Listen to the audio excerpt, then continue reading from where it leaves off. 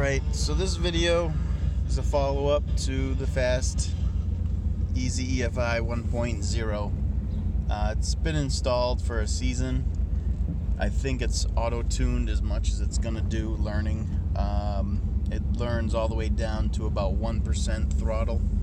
I've seen it on 1 in learning mode, but it's usually in 2% at the most.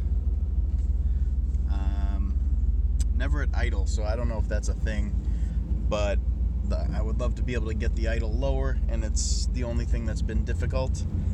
I think I can still get it to stall sometimes. I've moved the Excel fuel value down to like -6, I think.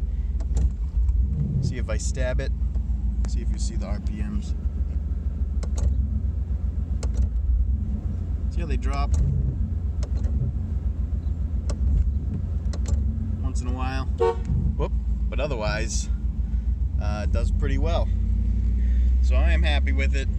Car still needs work. I'll tell you more about that when it's done. But this is my favorite little cul-de-sac. There's usually no one around here.